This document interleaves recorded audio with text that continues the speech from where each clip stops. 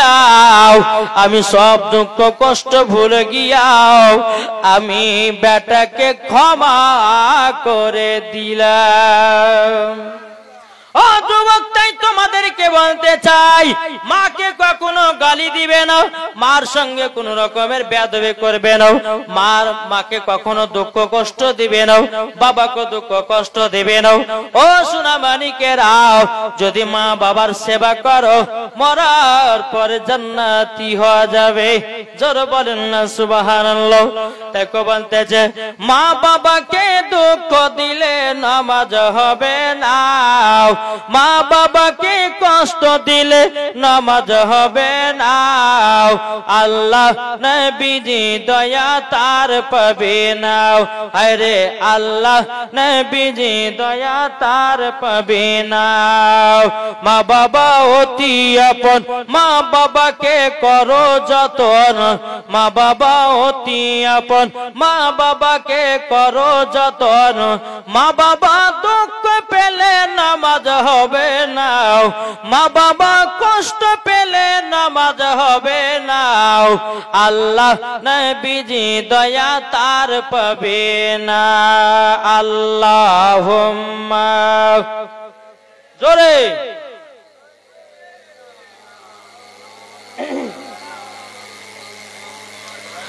ওয়ালা আলে সাইয়্যিদিনা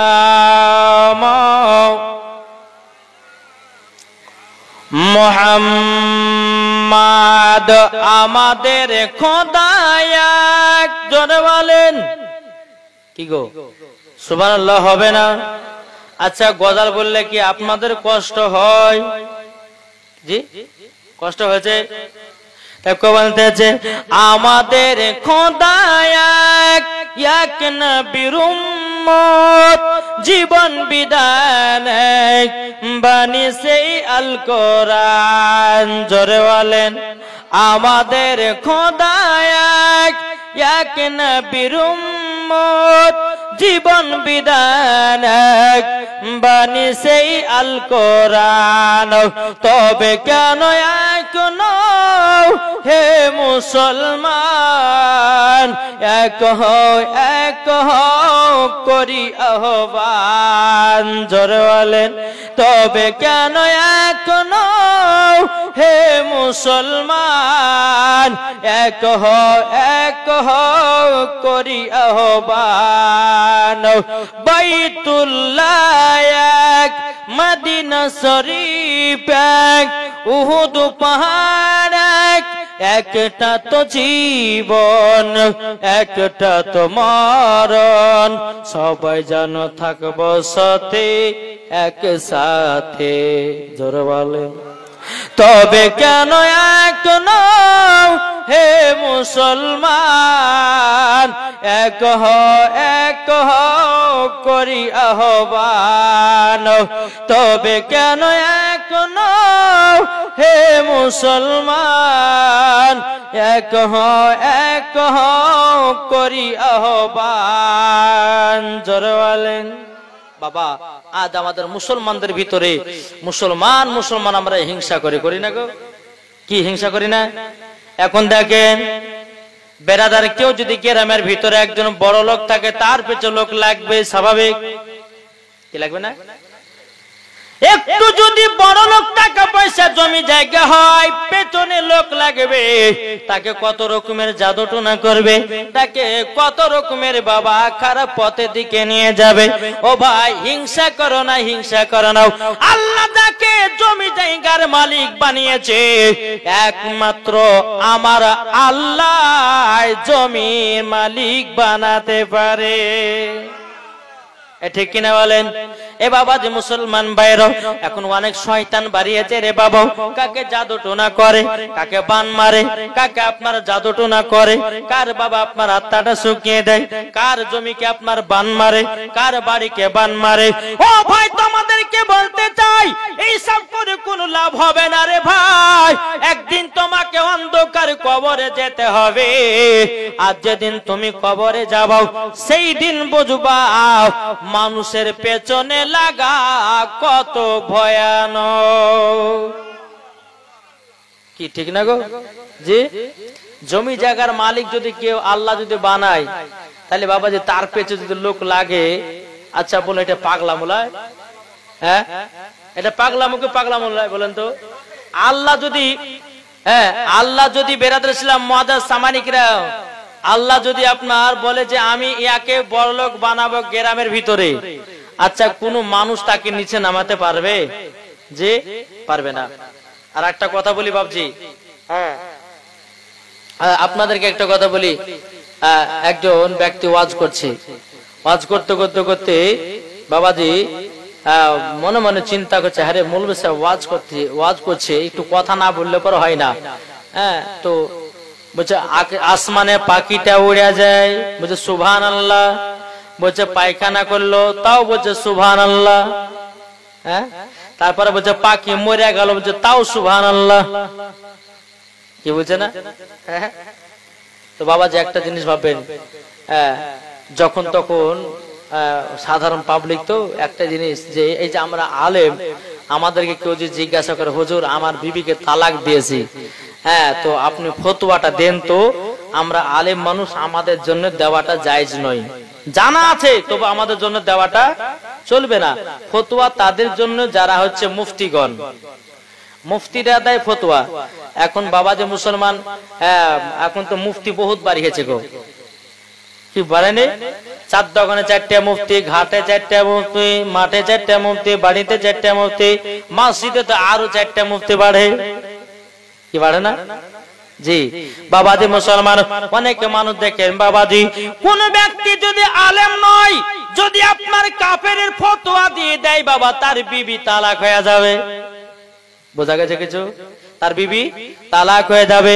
বাবাজি মুসলমানও, যদি তোমার পড়া না থাকে, তোমার যদি জানা না থাকে, যদি তুমি বলে দাও এটা কাফের হবে, ওটা কাফের হবে, তাইলে বাবাজি মুসলমান আপনি গরিয়া হয়ে যাবেন, আপনার বিবিও তালাক হয়ে যাবে, আবার গরিয়ে আপনাকে বিবাহ করতে হবে।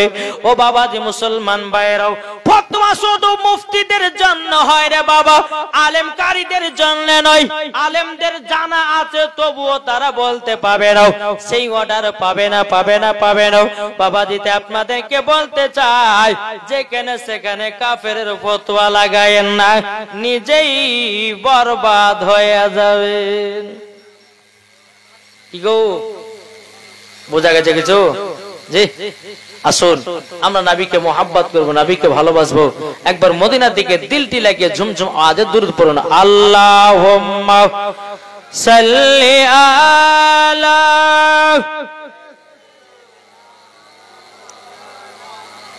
মাওলানা মুহাম্মাদ ওয়া আলি সাইয়্যিদিনা মাওলানা মুহাম্মাদ সাল্লাল্লাহু তাআলা আলাইহি সাল্লাম। বাবাজি মুসলমান ভাইরাও, এ সোনা মানিকেরাও, যেহেতু কবরের উপলক্ষে বাবা জালসা, ঠিক কি না? এই জালসাটা কিসের জন্য দেওয়া হয়েছে? কবরবাসীদের জন্য। ও ভাই আমার, আল্লাহ পাক আল্লাহ তাআলা বলছো, গো বান্দা বান্দিরাও, তোমাদের মাঝে মরণের 5টা চিঠি আছে। কটা? মরণের চিঠি প্রত্যেকটা বান্দা বান্দীদের কাছে আল্লাহ মেসেজ করে, কি করে না? তাহলে মরণের চিঠি কোনটা জানতে হবে কি হবে না? কে কে জানবেন হাত তোলেন।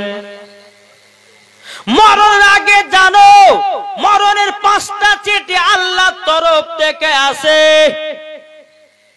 কটা? 5টা মরণের চিঠি আছে। বাবাজি মাথায় ব্রেনটে সেভ করে নাও, সেভ করে নাও।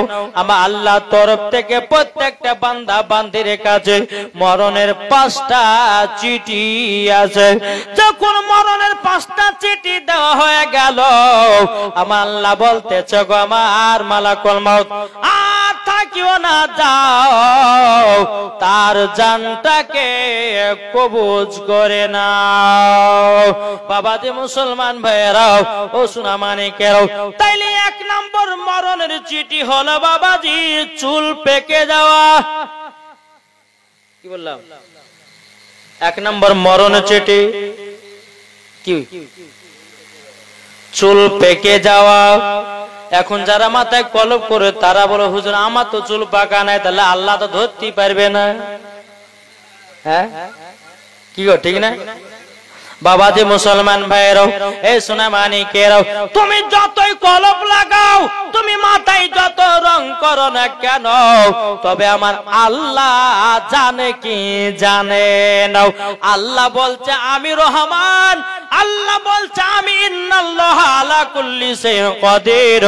আল্লাহ বলতেছেন আমি ইন্নাল্লাহ সামিউন বাসীর। আল্লাহ দেখতে পান, শুনতে পান। 80 ফুট নিচে গিয়ে যদি গুনার কাজ করেন তবু আমার আল্লাহ দেখতে পায়। জোর বলে।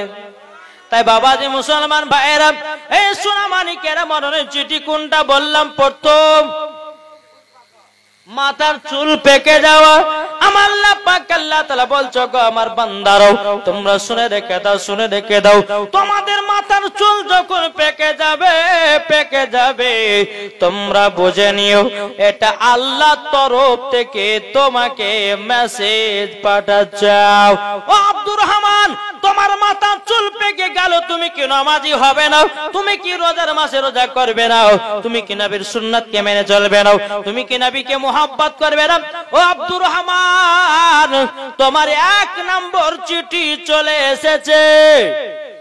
1 নম্বর চিঠি হলো বাবাজি মাথার চুল পেকে যাওয়া। 2 নম্বর চিঠি হলো বাবা আপনার দাড়ি পেকে যাওয়া। কি বললাম? 2 নম্বর দাড়ি পেকে যাওয়া। এখন যারা বলবে হুজুর আমাদের মুখে তো দাড়ি নাই, তাহলে আল্লাহ তো দেখতে পাবে না। কি গো, আল্লাহকে দেখতে পাই না? ছোট ছোট দাড়ি হলো দেখবে, বড় বড় দাড়ি হলো বাবা দেখবে। টাইমের ভিতরে